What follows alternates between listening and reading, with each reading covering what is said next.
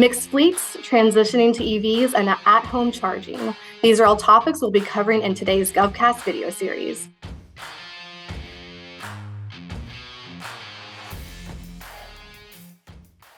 Welcome back to GovCast, a video interview series from Government Fleet Magazine, where we talk about trends, hot issues, and the state of the fleet industry. I'm Nicole Osinski, Executive Editor of Government Fleet. Today I'll be talking with Keagan Russo, President of the North American Local Fleetcor, and Carolyn Edwards, Vice President of EV and Sustainability at Fleetcor.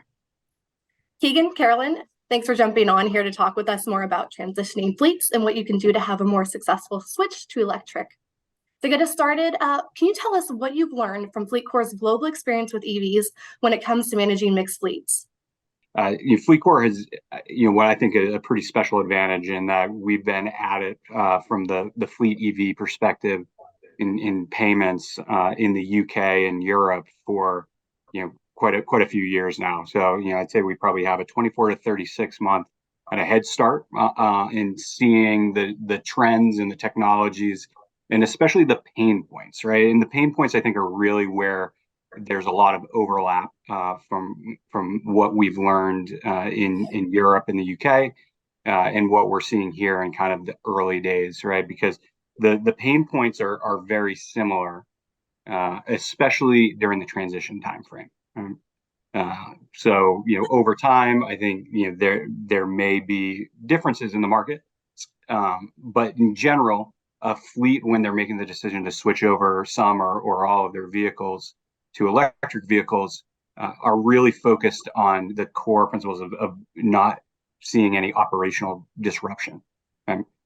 So there are just a handful of pain points that are incredibly important for them, and that's really where we're starting with our solutions to ensure that if as fleets are making that transition, we're going to be able to support their payments and tracking wherever they need us to be.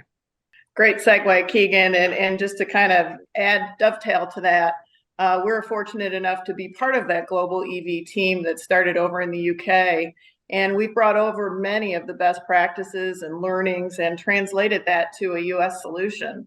Keagan touched on some of these pain points being range anxiety. I mean, they have the same thing there as we have here. How do you solve for at-home charging, and then the blind spots in the data? Using that connected vehicle and understanding to take action with that data. And the main thing is we want ease of use for the driver. So we're well on our way, definitely, at Fleetcor with this solution. How should customers begin integrating EVs into their fleets, and where should they start? Yeah, that's a great question. I've seen the fleets that do it best start small, right? They don't try to take a big bang approach. They're thoughtful on which use cases, which drivers, which services that they're kind of starting with. They keeping the predictability of the routes in mind to make sure that when they make that commitment, there's very low likelihood of running into challenges around range, mainly to start.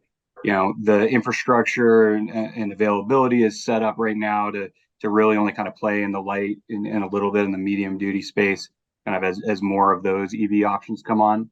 And the one thing that we've seen work really well are the companies who are also taking into consideration home charging availability with who they're selecting for kind of the initial pilots, right?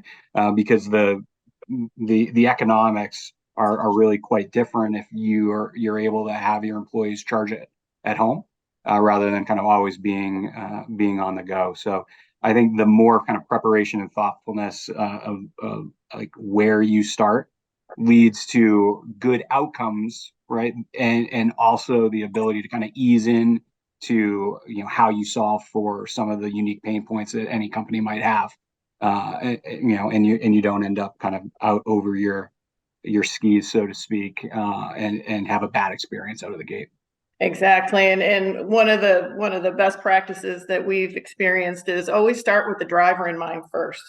Understanding what that driver's experience is going to be operating an EV vehicle, what their situation is as far as the vehicle that is assigned to them. Is it a vehicle that they will take home and solve for at-home charging? Or is it a vehicle that they will leave at the office and there's a solution there for vehicle charging? Level 1 charging is not likely to be enough to optimize cost. So again, it's just understanding your driver, what their routes are. And then the other biggest thing, and a lot of people, maybe miss this piece, is understanding what kind of EV vehicle makes sense. And then the availability, working with your OEM and understanding when you can actually take delivery of that vehicle. Well, what are the biggest challenges for companies and fleet managers to accommodate for at-home or at-work charging? Yeah, that one kind of dovetails into what I was just saying earlier. It's the infrastructure, change management. I mean, it's some people think hopping into an EV vehicle is going to be just like their experience operating an ICE vehicle, and it's very much different. I think it would behoove a fleet manager definitely to either rent or buy an EV vehicle to really understand what that driver experience is, and then putting forth a plan to execute an EV solution. Again, a big piece of this is always going to be around the chargers, where, to get rid of that pain point, that range anxiety, and whether they're going to charge at home or at the office or on the go. Just really understanding what that experience will be for that driver is clutch in executing an EV solution. Well, with what you're saying, how are fleets going to manage paying for and tracking drivers' fuel and EV charging? I mean, I think for the most part, we're trying to kind of build and build upon a product that doesn't change the way that they're, for the most part, doing it today, right? If you think about it, the future is really more of a mixed fleet future for the medium term. We're still quite a ways away from a world in which the majority of our business fleets are fully EV. So there needs to be a solution for these fleet managers that works for both options and in an integrated way, right? And that's really where we're putting a lot of our kind of bets in this space is our fleet managers of any sizable fleet and even smaller fleets where the person managing the fleet and the expenses is often the owner who they're looking for time savings. Like they don't want to have to manage two different ways to pay for kind of for energy, for fuel, for their vehicles. And that's really kind of what we're trying to build out. And I think over time, you're getting a lot of the information today on your fuel transactions from Fleetcor, Fuelman, Comdata, and the network, right, that are supplying this level 3 data, which is super important for our fleet managers to figure out and the ways to manage their fleet most efficiently. Well, the data that we're getting for EV is not dissimilar, right? There's parallels. It just may come from a bunch of different places, like the vehicle itself, right?